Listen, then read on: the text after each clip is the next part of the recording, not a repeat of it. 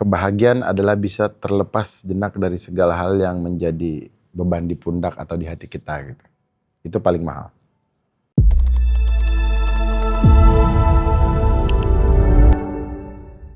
Kita adalah apa yang kita lihat, kita dengar, kita jalani, kita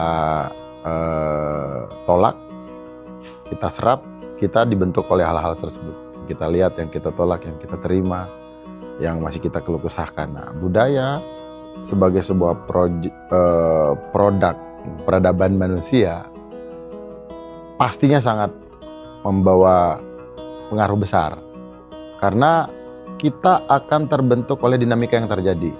Makanya kayak contohnya sekarang Indonesia lagi, ya beginilah lagi, menurut saya semerawut ya. Caranya adalah mencari atau berkunjung ke tempat-tempat yang entah ada bencana atau ada dinamika sosial atau dinamika alam, atau berkunjung ke tempat-tempat yang belum pernah saya datengin. Biasanya di sela-sela manggung ada tempat yang bisa melipir, saya ke sana, dan akhirnya di beberapa tempat malah ada masih yang adem ayem, masih teratur, masih bahagia dalam segala kesederhanaan dalam tanda kutip. Ternyata itu lebih bisa membuat saya menjadi lebih bijak melihat banyaknya dinamika yang terasa dalam vibe yang negatif ya. Artinya balik lagi sih poinnya, yang melihat perbedaan budaya di beberapa tempat itu, roots utamanya ternyata kesederhanaan. Dan dengan perbedaan Sumatera, Jawa, segala macam yang saya lihat sekarang tinggal di Bali, menjadi minoritas, ternyata itu sangat lebih menggugah untuk lebih menahan diri dan lebih tenang. Bangun, kalau lagi fit pasti langsung 5K, 7K jalan atau enggak ke gym. Baru setelah nganter anak ya, nganter anak ke gym, kalau lagi nggak sama driver. Setelah nge-gym sama istri pasti selalu berdua itu nyuci mobil. Hobinya nyuci mobil. Sambil nungguin mobil antri, ngopi, sarapan. Itu pasti.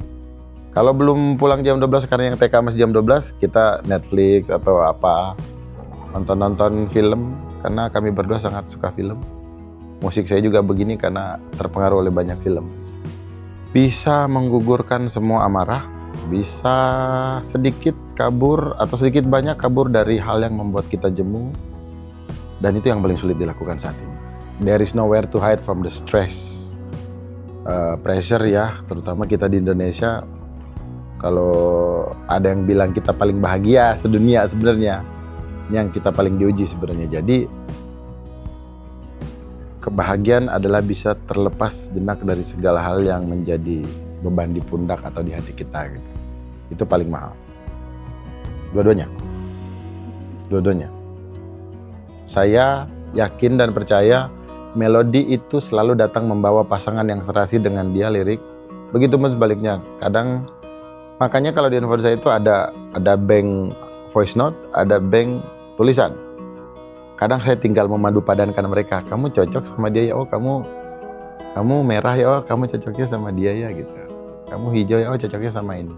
Dan sering banget bikin lagu seperti hari ini. Udah, begitu. Baca berita, dengar musik, atau nonton rutinitas, tapi yang paling besar pengaruhnya main sama anak-anak. Luangin waktu main sama anak-anak kalau bisa. Ada momen, justru banyaknya habis sholat maghrib biasanya kita suka ngelingkar, terus siapapun berhak bercerita dan yang lain harus mendengarkan. Itu lagi saya rutinkan untuk, ternyata malah itu lebih banyak menginspirasi. Point of view anak-anak ini, subhanallah, sederhana tapi kok bisa nggak kepikiran gitu. Kadang-kadang seperti itu. Sadar bahwa hidup itu akan selalu lebih banyak cobaannya daripada kebahagiaan. Kenapa demikian? Karena kebahagiaan harus diperjuangkan. Makanya kalau untuk bisa mempertahankan atau bisa menguatkan diri adalah terima aja dari awal bahwa masalah itu akan selalu terlihat sangat besar, dan syukurnya yang harus sabarnya yang harus lebih besar. Cepat berdamai dan menyadari hal itu sih soal ketahanan. Sumber energi saya terbesar dari situ. Kalau di Islam kan diingatkannya hablum minallah hablum minannas. Saya yakin kalau hablum minallah itu udah ada rule-nya, udah ada mekanisme yang bersifat udahlah, udah kita tahu lah. Cuma yang paling susah itu kan hablum minannasnya. Jadi menjadi orang yang memiliki umur lebih banyak manfaatnya itu lebih menyembuhkan segala hal dan menguatkan. Jadi makanya ya mikirin pribadi kadang 30% aja lah paling banyak. Lebih di atasnya sedikit keluarga, istri dan anak, lebih di atasnya ya berusaha mengimplementasikan rahmatan lil alamin. Kita disuruh bermanfaat buat semua makhluknya. Berupaya, belum sampai situ, masih belajar.